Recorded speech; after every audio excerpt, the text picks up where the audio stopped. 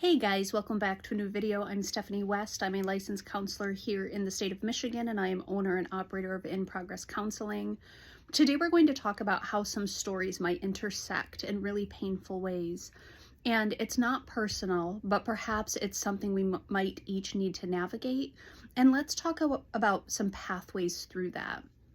So this comes on the heels of a conversation with a client yesterday, and this client was having a really good development happening in their story. And development is the perfect pun because they're putting an addition on their house. But yet, as she and I are talking, she's having a lot of nervousness and apprehension around this new addition. One of her concerns being, hey, what are people going to think? I mean, we've saved up a while for this, yet it does seem maybe pretty opulent. It seems like we've got this really good thing going on. And I said to her, right, because you have this really good thing going on. That is a lived experience that's ongoing, and that's not a problem.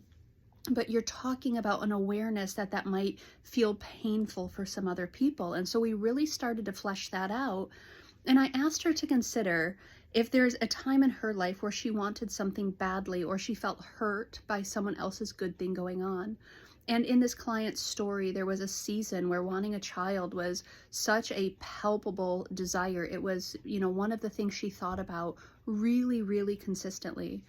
And so when a sister gets pregnant, and when a friend gets pregnant, and when someone in the grocery store is visibly pregnant, she took it so personally. It felt huge. It felt overwhelming. It felt really nasty to her to see someone else's sonogram or to hear someone else's good news. It felt so personal.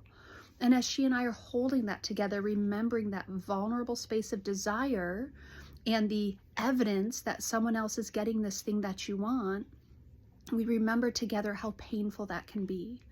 And yet, the sister did nothing wrong. The friend did nothing wrong. The woman in the grocery store that really prompted her towards pain had done nothing wrong.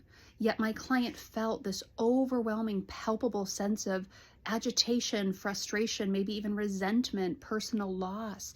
That was her real experience.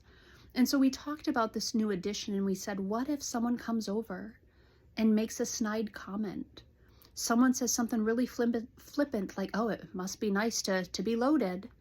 And inside, that, hey, we set money aside for a long time. We sacrificed, we scrimped, we saved. Now you can engage that conversation defensively. You can engage that conversation with justification. You can engage that conversation with pleading for them to understand.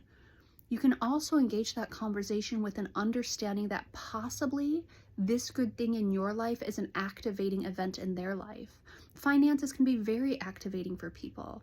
If I have something I desire over here and I see evidence of someone else's good fortune over here, now it is a me issue. It's a heart issue. It's something I need to work on. But being activated in my story doesn't automatically mean this other person who has some sort of good financial thing going on, it doesn't mean they've hurt me. It doesn't mean they've harmed me. And my client putting an addition on her home, it's the byproduct of something really good in her life. And she hasn't hurt anyone and she hasn't harmed anyone, but someone might come over and say, ooh, it must be nice, and make an irresponsible comment around this good thing going on for her. And so she and I really developed understanding around that's a them thing. That's an activating event for them.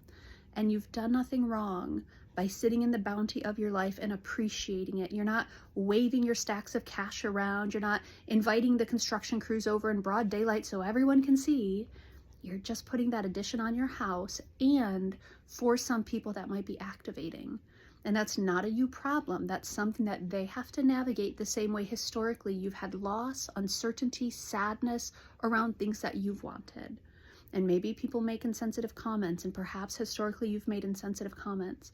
We do that, we're human, but also whatever they're saying to you, it's not personal. It's a reflection of where they're at, potentially it's a reflection of their desires, whatever's going on in them. It doesn't make it personal like you're doing something wrong over here. You're putting an addition on your house. Give yourself permission to enjoy that and to extend forgiveness if someone kind of uses that as a weapon against you.